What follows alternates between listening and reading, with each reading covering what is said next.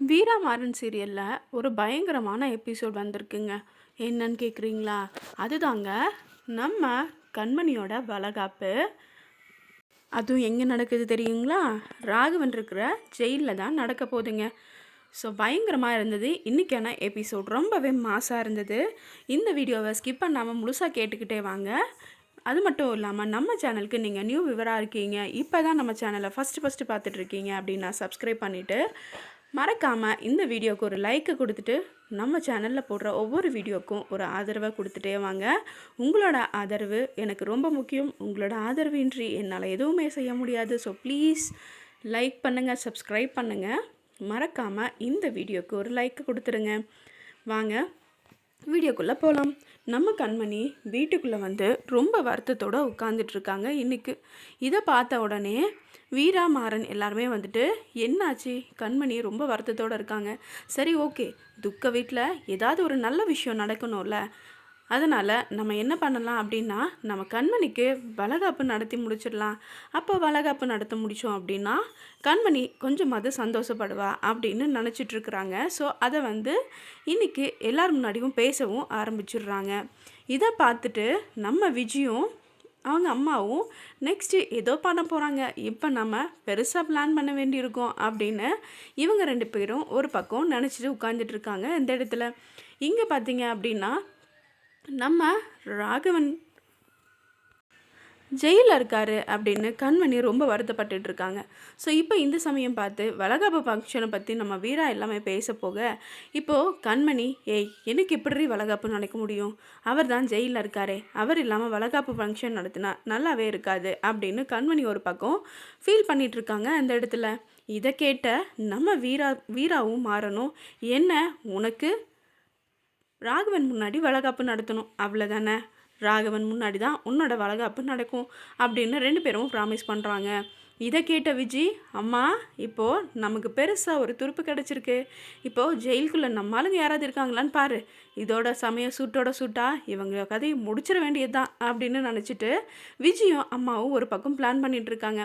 இப்போது இதை பற்றி பேசிகிட்டு இருக்கும்போது இதை கேட்ட உடனே எல்லாரும் வீட்டில் இருக்கவங்க எல்லாருமே நம்ம விஜயும் அவங்க அம்மாவையும் திட்ட ஆரம்பிக்கிறாங்க. என்னென்னு தெரியுமா? நம்ம வீட்டில் தான் ஒரு பாம்பு வச்சுருக்கோமே, நம்ம என்ன பேசுகிறோமோ அது எல்லாத்தையும் கேட்டுக்கிட்டு அது மட்டும் இல்லாமல் அதுக்கு பதிலாக வேறு ஏதாவது பிளான் பண்ணிட்டு தான் இருக்கும் அப்படின்னு நினச்சி விஜயையும் அவங்க அம்மாவையும் திட்டிகிட்ருக்குறாங்க. ஆனாலும் விஜயும் அவங்க அம்மாவும் அதுக்காக கவலைப்படுறதா இல்லைங்க. அவங்களோட பிளானை பயங்கரமாக தீட்ட போகிறாங்க இப்போது. ஸோ இப்போது சரி ஓகே, நம்ம கண்மணி மனசு கஷ்டப்படக்கூடாதுங்கிறதுக்காக ஜெயிலையே வளகாப்பு பண்ணணும் அப்படின்னு நினச்சிட்டோம். இப்போ எப்படி வந்து நம்ம ஜெயிலில் வளகாப்பு பண்ணுறது அப்படின்னு யோசிச்சுட்ருக்குறாங்க இந்த இடத்துல.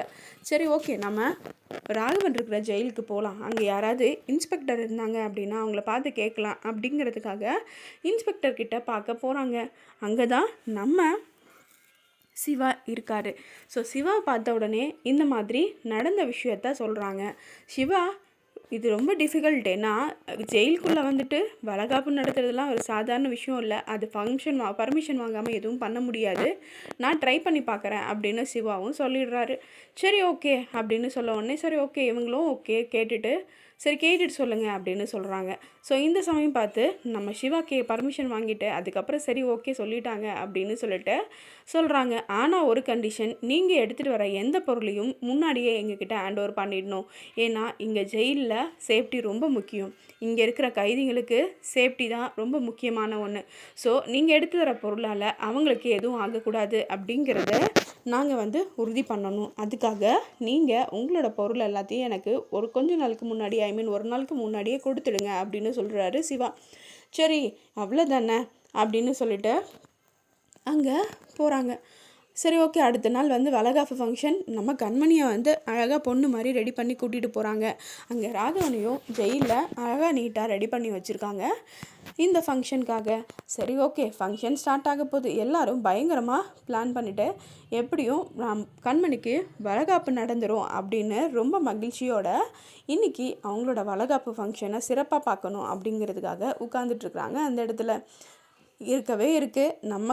நம்ம விஜயும் அவங்க அம்மாவும் எங்களோட சந்தோஷத்தை கெடுக்கிறதுக்காக தான் அங்கே இருக்காங்க.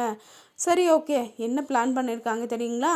அங்கே ஜெயிலில் இருக்கிற அவங்களோட பசங்களுக்கு அவங்க காசை கொடுத்துட்டு கலவரத்தை உண்டு பண்ணி இப்போது இந்த பெர்மிஷன் கொடுத்த சிவாக்கும் பிரச்சனையை உண்டாக்கணும். ஏன்னா அந்த சிவா இருக்கிற வரைக்கும் ராகவனை நம்ம ஒன்றுமே பண்ண முடியாது. நம்ம ராகவனுக்கு ஏதாவது பண்ணணும் அப்படின்னா இந்த ஜெயிலர் அங்கே இருக்கக்கூடாது அப்படின்னு நினச்சி நம்ம விஜயும் அவங்க அம்மாவும் பயங்கரமாக பிளானை போட்டு ஜெயிலில் கைதிங்களை வளகாப்பு நடக்கும்போது கலவரத்தை உண்டாக்குறதுக்காக அனுப்பி வைக்கிறாங்க. அதே மாதிரி ஒரு ஜெயிலர் ஒருத்தரோட கையை பிளேடால் வெட்டிடுறாரு. இப்போது கலவரம் பெருசாகவே இங்கே எப்படியாவது கண்மணியை அவளோட குழந்தையும் சேர்த்து அழிச்சிடணும், அது மட்டும் இல்லாமல் ராகவனையும் அழிச்சிடணும் அப்படின்னு சொல்லிட்டு விஜய் பயங்கரமான ஒரு மாசான பிளானை பண்ணி அங்கே ஜெயிலில் இருக்கிற பசங்களை செட் பண்ணி வச்சுருக்குறாங்க இன்றைக்கி. ஆனால் இது எல்லாத்தையும் முறியடிக்கிறதுக்காக தான் நம்ம வீராவும் மாறணும் அங்கே ஜெயிலில் போயிருக்காங்க. ஸோ வீரா பயங்கரமாக மாசாக சண்டை போட்டு நம்ம கண்மணியோட வயிற்றில் இருக்கிற குழந்தைய குத்த போன ஒரு கைதிக்கிட்ட இருந்து கண்மணியோட குழந்தையும் காப்பாற்றிடுறாரு நம்ம மாறன். ஸோ இதை பார்த்த உடனே எல்லாருமே பயந்து போய் உட்கார்ந்துட்டுருக்குறாங்க அந்த இடத்துல. ஆனால் எதுவுமே தெரியாத அளவுக்கு விஜயும் அவங்க அம்மாவும் பயங்கரமாக மாசான பிளானை பண்ணிவிட்டு இந்த மாதிரி ஒரு கேவலமான வேலையை செஞ்சு வச்சுட்டாங்க. ஆனால் இது எல்லாத்தையும் முறியடிக்கிற விதமாக நம்ம வீரா மாறன் இவங்களோட விஷயத்த எப்படியாவது காப்பாற்றணும் அப்படின்னு சொல்லிட்டு கண்மணியை காப்பாற்றி முடிச்சிடுறாங்க. இன்னைக்கான எபிசோட் பயங்கர மாசாக இருந்தது. ஸோ இந்த வீடியோ உங்களுக்கு பிடிச்சிருந்து லைக் பண்ணுங்கள், ஷேர் பண்ணுங்கள், கமெண்ட் பண்ணுங்கள். அது மட்டும் இல்லாமல் நம்ம வீடியோக்கு உங்களோட ஆதரவை கொடுத்துட்டு வாங்க. இப்படி தான் இன்றைக்கான எபிசோட் பயங்கர மாசாக முடிஞ்சது. தேங்க்யூ.